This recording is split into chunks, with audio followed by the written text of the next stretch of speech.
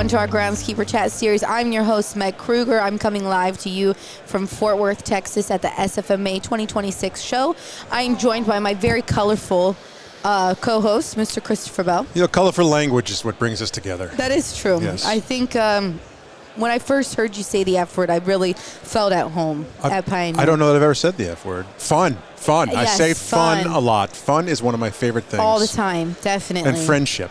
And another friend joining us, a fun friend joining us today, is Mr. Jared Olson. So welcome, sir. Howdy, thanks for having me. And we started to talk, and the turf origin story was just spewing out. So I was like, oh, we gotta hit record so that we can get that full from beginning to end, that full turf origin story enchilada. Because you were mentioning somewhere along the line the Lake County Captains. Yes, the Lake County Captains was my first assistant position. Okay, but what was your first ever? Like, how did this career come on your radar? So back home in Arizona, I used to work for the city of Prescott. Okay, so you were Arizona born and raised. Yep, Arizona born and raised, the city of Prescott. Okay. I'm actually a little bit north, but nobody knows that town. But I worked for the city, and I really enjoyed it. Started when I was like 17. Okay, very cool. Ended up going to school in Georgia and played baseball in junior college, but I wasn't on scholarship, so I had to do work study. I love it. What work study works that I like? Working outside, working on the fields. I love it. And at the time, my brother was playing baseball. He was in the minor league system for the Dodgers. Very cool. And I kind of lived with him for a little bit. And the groundskeeper in Jacksonville, Ed Atala at the time, Okay.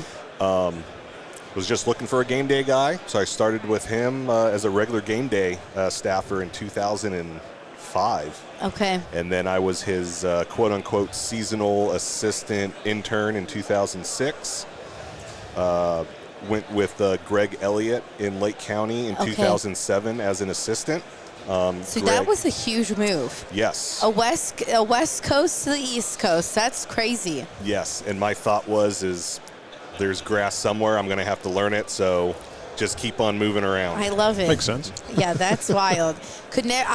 I've been in the same zip code from beginning, and I think I'll probably end there. So I always commend people, and there's so many groundskeepers that are able to do it that are just like, let's pick up and do it. Let's go. Yeah, it's a hard thing. I mean, I'm not going to lie. Yeah. I was a mama's boy. Yeah. I never left home until it was time to go to college. Yep. Yeah. And I decided to not stay in Arizona, and I just kept going east.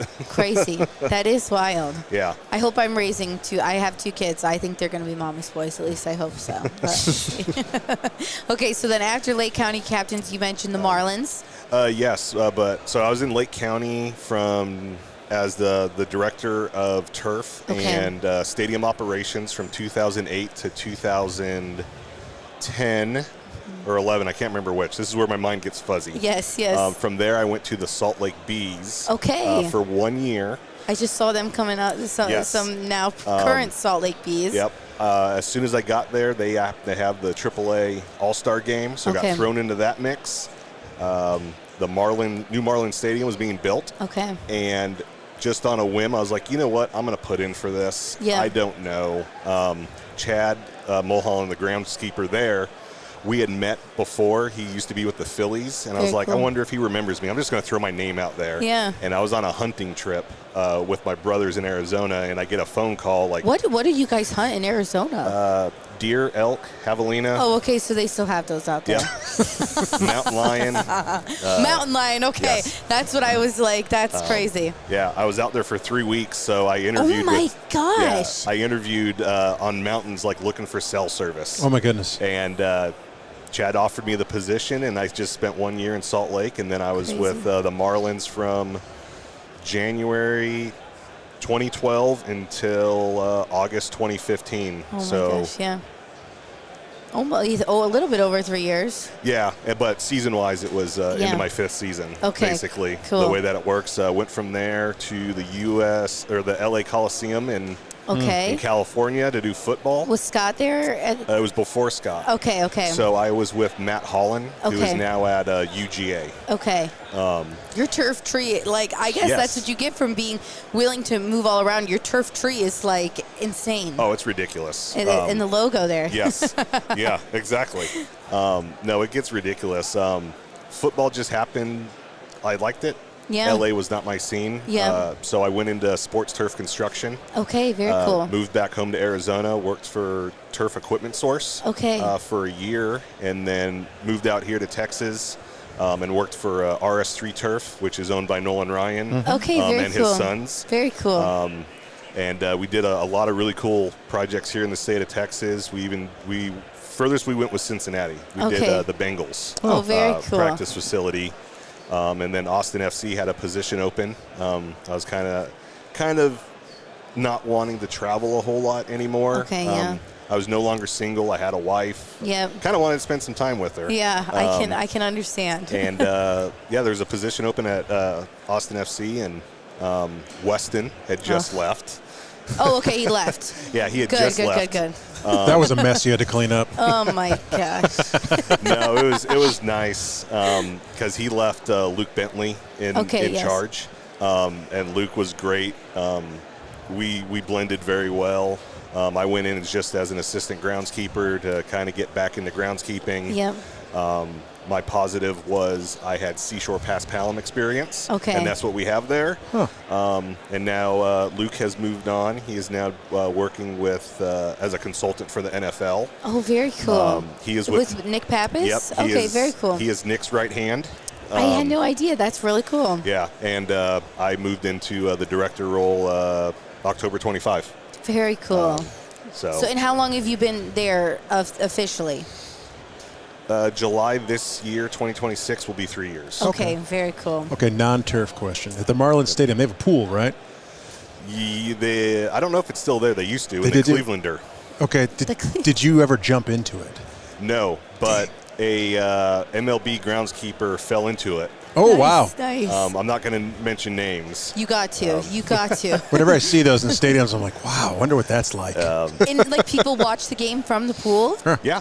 Oh, that's really cool. Yeah, so that's different. So it used to be the Clevelander, which was a nightclub in South Beach. Okay. And that's what it was. It was a club. Okay. They did not care about baseball in there. People were drinking, doing shots. People were like, I don't want to say pole dancing, but go-go dancing. Yes.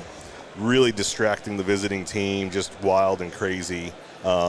It was a really cool thing, but now I believe it's just like a upgraded suite now. They finally did away with the Cleveland. Oh, okay. It was that rowdy, huh? Yeah. So I don't know if the pool's still there or not. It might be. That's hilarious. Oh my goodness. Yeah. Pole dancing. Okay.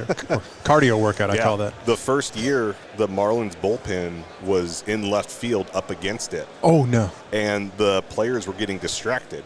I can imagine, yeah. The next year, they flipped bullpens to the visitors of that side. And the explanation was the manager couldn't see in left field because the home dugout was third base. Yes. So that he couldn't see down there. So he wanted to be able to see, so they moved him to the right field. Absolutely. That wink, wink. Yep. And that was you'd always get either complaints from the other team about it, or you'd be like, this is the best place. Yeah. Oh, yeah. Like the bullpen catcher, the bullpen coach would be like, this is fantastic. Yeah. I've got a date later. Something like that. Oh my gosh. They loved it, but yeah, players. That's incredible. Yeah, it was love-hate with them. They either despised it or loved it. Oh, that's funny. Many walks of life and seasons that you've been able to live within the turf industry. That's very cool. Yeah. I don't know if there's really something I haven't quite done in turf now. I've done baseball, football, soccer. I've helped with track. I've built natural fields, synthetic fields. Polo. You need to do polo. Yeah, I haven't done that yet. That's true. There you go. Dave Verdu, he's the guy, right? Yeah. He's the polo guy. You'll have to get in contact with him. Yeah. But what is it about Austin FC that you're excited about? Like, what about is it that you're like, I could make this home? I'm excited to really put in my time here. It's a really good program. It's a really good club. My very first day there, I was at the practice facility, and we get to eat with the players. We get catered food. Whatever they eat, we eat. Oh, nice. Very cool. And my very first day, just, coaches, players, people that didn't know who I was saw me sitting there with the rest of the grounds guys and came up, introduced themselves, shook my hand, asked who I was, what I do. Cool. And ever since then, same thing, breakfast or lunch. They all say good morning. They shake my hand, ask how I'm doing. Love it. It's a really big family. They do great, and then same with everybody above me. Our vice president, our owners, our president. They really care about all the employees. They wish everybody well. They give a good work-life balance. I love it. It's just a great all-around atmosphere. And, going into starting this new position and, the upcoming season, what are you most excited about? Wearing a new role and having the opportunity to really create a legacy of your own. I think following up with last year, I took over at the end of the season. Yep.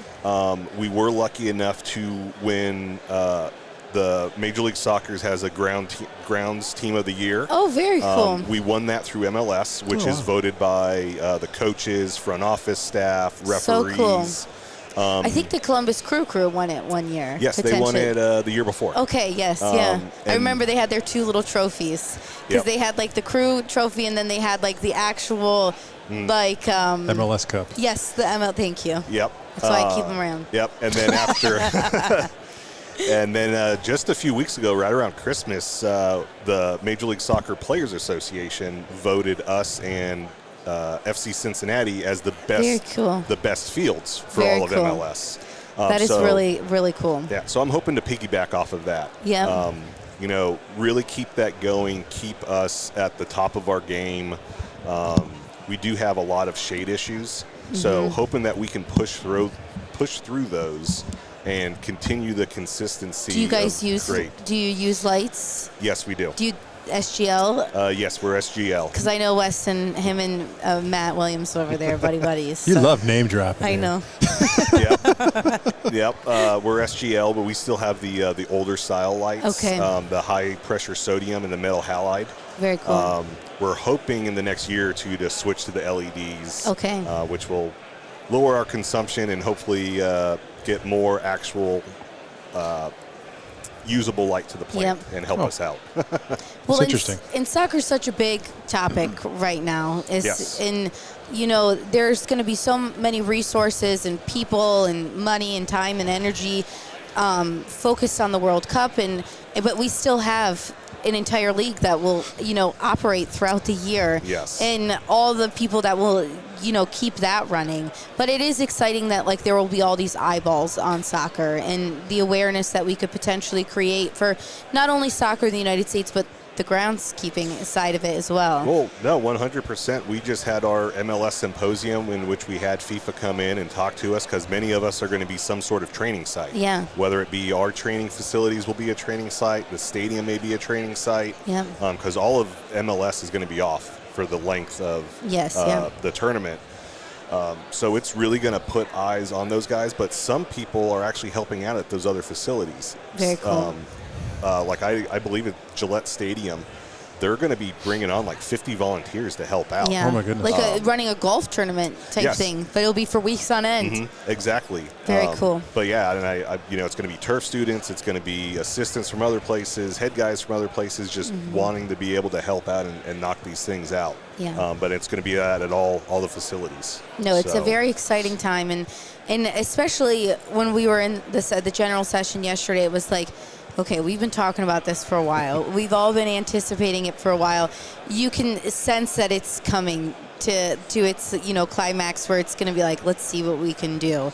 And I'm really excited to see how we regroup next year here at this conference and what were we able to accomplish? How big did the industry grow, or what were the things that we learned as a group, and hopefully what ways were we able to support each other through such a labor-intensive experience. Yeah, exactly. And Dr. Sorokin and Dr. Rogers, from University of Tennessee and Michigan State, respectively, are doing all this research. So I'm really excited to see how the research has molded the pitches for the inside venues, the outside venues. We're on one continent, but we're in, 3 completely separate crazy. Countries for the most part. Yeah. Seeing how that all works out and how much it's going to improve the game, like you said, in the States and abroad, because there's going to be some new technologies that can come out of this, Yes. or older technologies with a newer spin. Yes. So it's going to be really exciting to see how these, push out The into lasting impact. Yeah, for the next few years and how it's going to change. Definitely. And, I can imagine a lot of crews are going to be in the trenches together. They're going to be, long hours, definitely some, like I said, labor-intensive challenges, all those things. Who are 3 turf folks, turf legends, people you've worked with, or maybe you haven't worked with, but you just know that you guys would be great together, that you would want in the trenches of turf with you? So I had mentioned Greg Elliott. He was my first boss in Lake County. He went to the San Francisco Giants. Okay. He has kind of retired from baseball after 20-plus years. He has switched over to soccer. Okay, so cool. He is with the San Jose Earthquakes Very cool. of MLS, so definitely him. Okay, Greg Elliott. Because we've always had a very good rapport. Mm-hmm. The second one to go with me, and or I guess the third, would be really hard because I've had a lot of really good bosses and a lot of good people I've worked with. It'd really be depending on what you need exactly. Yes. If you need a perfect morale person and great to be around. Well, you were here when Sun said I'm a great vibe girl. Yes. So No. if you need to tap me, I understand. I just met Sun this past weekend. We had hooked up on LinkedIn maybe a year or two ago, but yeah, her new boss is one of my old bosses. So cool. Okay. But it's no longer trees really anymore. It's like spider webs of everybody's, connections and how you guys are all, related to one another in some sense. yeah, but I would say for a good person for morale would be Javi Carrillo. Okay. He is, I don't know what his title is now. He worked with me at the Marlins. Okay. I think he's the either director or assistant director of Grounds now. Okay. You can't ever be mad with him. If I you've love ever it. seen him, You need somebody like that in the trenches. he right is the big sexy chocolate. Nice. Like you can't be angry. Sexy chocolate. I love it. He's not here for this show this year, but he you can't be mad when he's around. Yes, yes. He's just a good person. I love it. So I think Those are he'd your be people. good. Those are your people. And then you also got a preview of this question with Sun as well. Your most recent concert and then your favorite concert of all time. So the most recent concert, I was actually stuck at the practice facility because it was before I took over. Okay. We had Rufus Du Sol. Oh, I have no idea. Actually, no, I do feel like I've seen that name. They are really big in the, I guess it's EDM or techno. Yep, okay, yes. Sold out the stadium crazy. Oh, yeah, I've definitely seen this. They had that, and apparently it went great. I lucked out because I didn't have to go there. Nice, I nice. had responsibilities at the practice facility, but that was the most recent for us. I'd say the last one I went to personally was probably the 2012 AAA All-Star game. Okay. That was with Miller Sports, Okay. who own the Bees. They still do, but at the time they still had the Jazz. Very cool. They had the arena. A kickoff to All-Star was the Blues Travelers and Chris Isaac. Oh, cool. Very So cool. we had that 4 or 5 days before All-Star. Yeah. They did great. Very it was cool. phenomenal to have them, and kind of the same thing. We were allowed to eat with them. Very cool. So sitting there and having Chris Isaac walk by you and, oh, what do you do here? I take care of the grass. Oh, really? And you see their minds explode. Yeah, and then yes. sit down and just have a little meal with you. It was pretty cool. Very cool. That was probably one of the best ones. I love it. Well, thank you so much, sir, for doing this with us. It was your first official time in the Groundskeeper Chat, but you're welcome back anytime. Yes, I'm happy to help out anytime. So Eloy's off the hook. You're not too mad at him for putting you up to this? Only if he gets me my shirts. Yes, No. definitely. He was dangling a shirt Shirts and earlier. Definitely a beer for you later tonight. All righty. Thank you, Jared. Thanks, Thank you. Jared.